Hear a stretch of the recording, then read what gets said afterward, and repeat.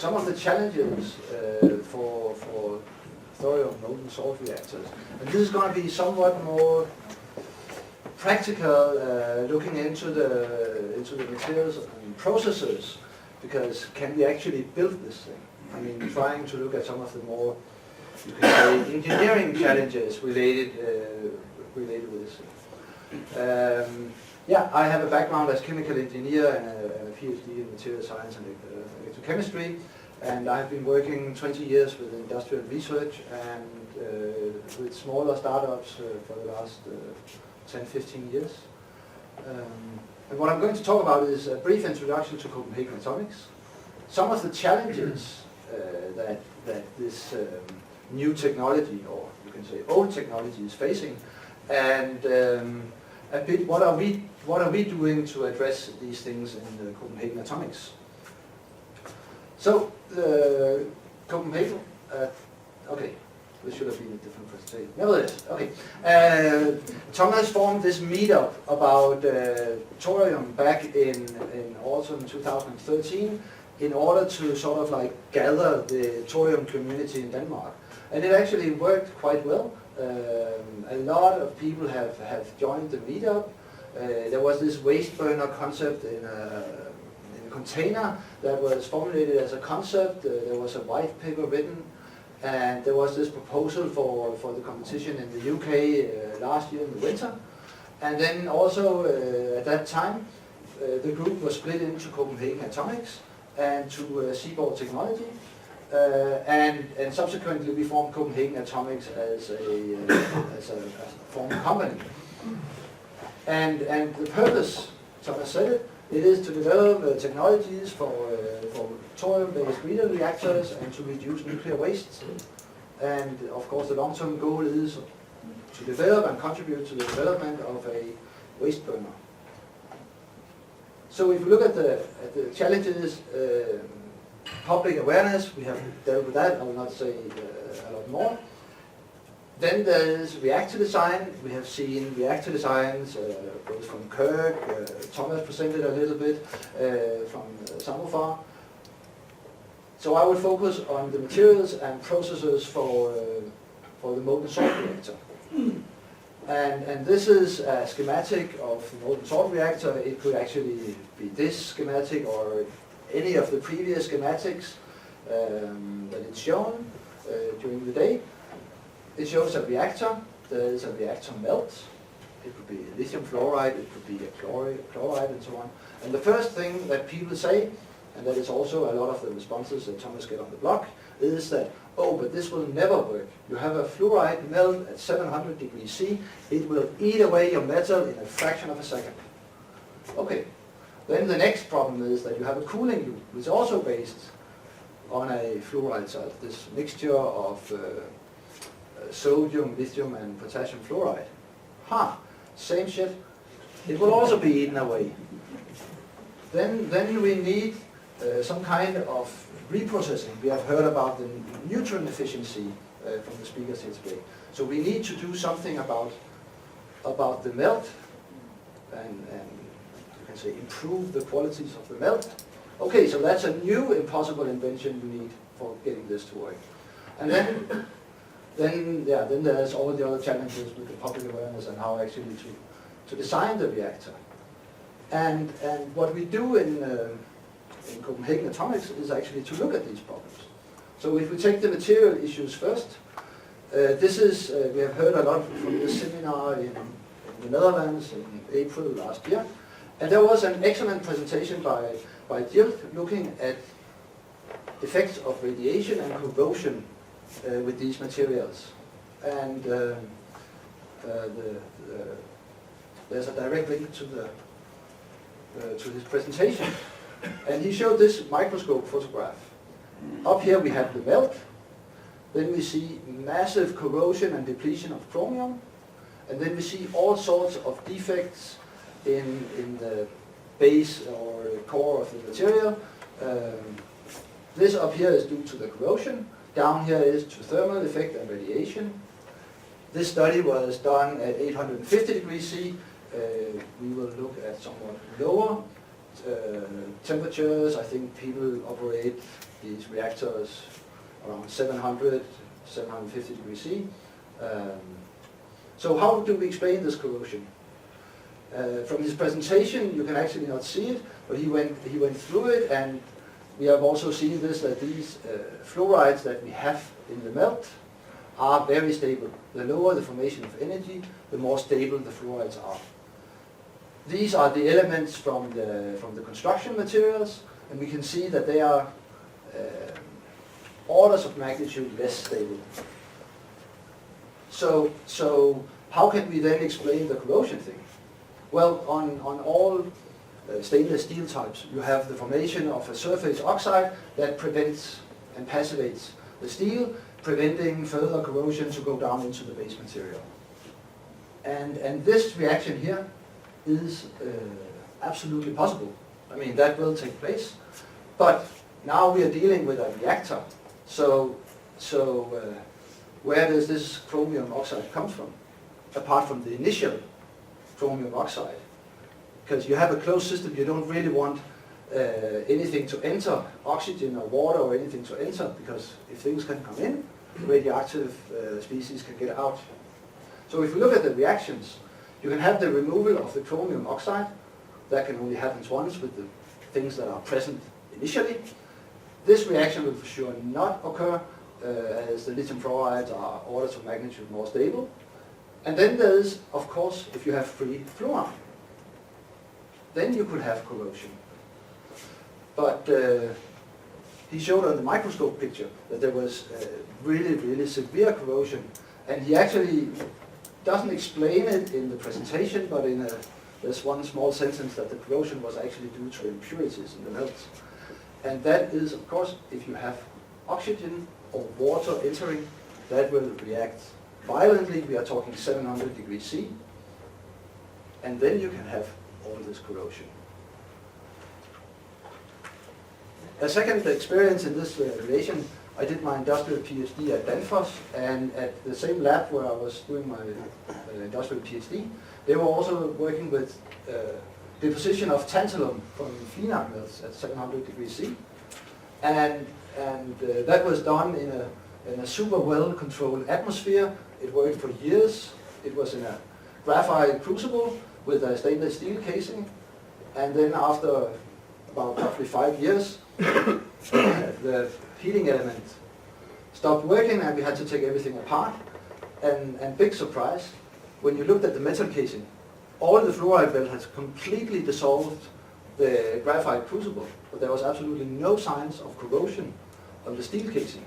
And then as engineers, you get curious, why is this? And you do a little bit of electrochemistry, and then you can see that stainless steel is absolutely stable in Flenac wells at 700 degrees C in the normal potential window, as long as you don't have water and oxygen. So if we should sum up for the materials, we do have the materials. Hastelloy N will work, stainless steel will work for the cooling loop, given that we don't mix in water. But that shouldn't be too much of a problem, given that we have a closed system to keep the radioactive species from being spread to the surrounding environment. Then there's two challenges. We have a fluoride-based system. We feed in something that we have fluorinated. We have fission products and decay products. And during the fission and the decay, we actually have free fluorine. So the free fluorine will react with the reactor materials. So that's a challenge. But that's something that you have to control by controlling the chemical composition of the melt so that you keep the activity of fluorine in the melt low. And that's an engineering challenge. It's not something where we have to invent some super duper fancy type of construction material. We have the materials. We just have to treat the melt properly. And that brings us to the next thing that we are working with, these subsystems for the reactor, how to do this. We have a little bit of activity. We have seen in Kirk's presentation the flame reactor. I'll just touch briefly upon that. Then there's the need for reprocessing of of the reactor melt in order to remove fission products, in order to have a high neutron efficiency, and also for keeping the activity of fluorine in the melt low, so that the fluorine don't eat away our construction materials. And finally, control system for optimizing and controlling the chemical composition. You need some kind of control system in order to do your reprocessing and controlling of the melt in an intelligent way. This is just an example of a flame reactor where you fluorinate these things to separate away the uranium, and then you have these compounds here that you can then burn in your waste burner. What traditional nuclear industry does is then going through oxidation and wet chemistry of these highly radioactive things. We can skip that, but we don't have to invent new stuff. This flame reactor, go to Hitachi, and they have a device that you can use for this. Then the reprocessing. Why remove the fission products? And yeah, the reason has been given during a number of the presentations. You need to remove species that can absorb neutrons, because that will hamper your neutron efficiency, and then you will not have a breeder reactor. And we have made this, you can say, super simple setup in Copenhagen Atomics. We have a furnace, a reactor, vacuum equipment, and protective gases. So we can actually, what's the right word, mimic the conditions that we will have during the reprocessing of the reactor salt.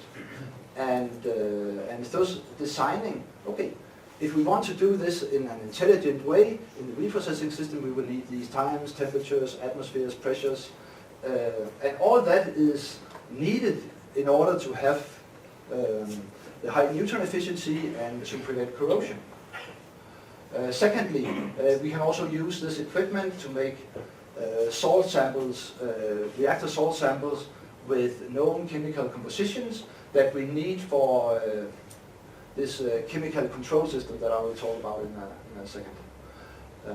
So all in all, very, very simple setup, and we have discussed this money thing, and we do this by funding things ourselves and using equipment of good friends and former colleagues. So a lot of collaboration can make a lot of things happening for very, very little money. The control system, why need it? Yeah, well, there's of course always the safety aspects. You need to know what you have in the reactor.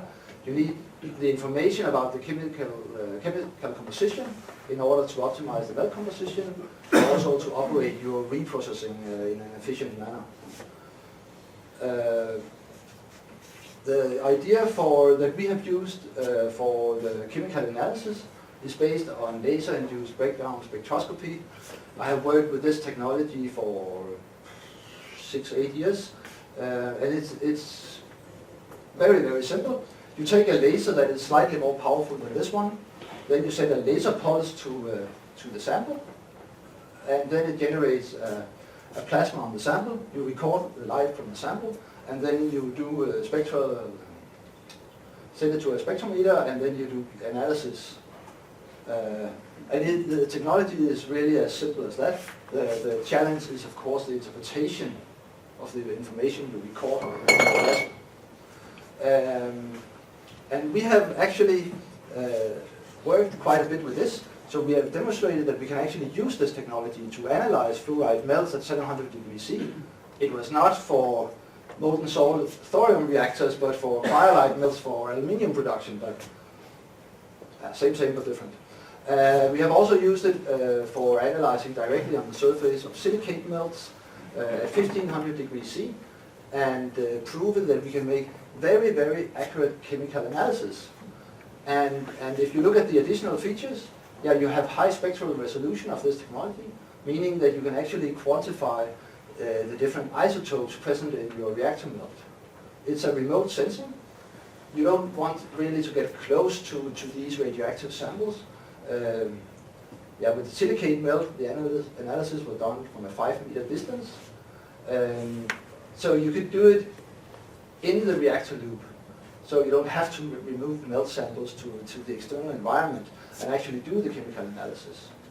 It has a low detection limit where you get typically in the order of 10 ppm with no effort, and if you put in an effort, this can go down to a few ppm. It's really, really simple to implement. It's standard laser equipment and some optical fibers, and it's actually fairly inexpensive.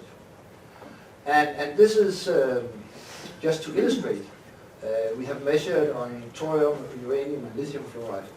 And this is a metallic thorium sample I'm holding, just so you can see the size of it. So you basically fire the laser. Oops. Yeah, okay, sorry. I fire the laser and you do an analysis. It seems like there is a hole in the sample. That is not the case, it's just a miscoloring. But it's just to give you some idea. Then you get this spectrum here of what could look like noise. But if you zoom in on it, you can see here, this is data from literature for uranium-235 and 238, the two isotopes, and we can see those present in this metallic sample.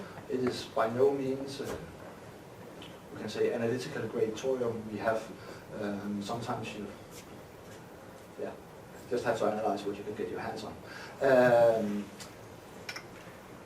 If you compare with literature, I will not spend a lot of time. This is on thorium oxide and depleted uranium oxide, and it can be a little difficult to see whether this is present in our measurement, but if we merge them, we can actually assign the peaks in the spectrum that we recorded, both to the thorium oxide peaks and the depleted uranium peaks.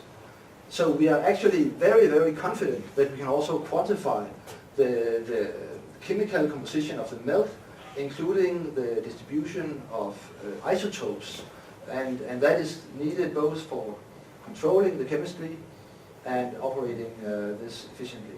You can also see the isotope splitting of lithium. This is based measurement on the lithium fluoride. This is literature data, and this is our recordings.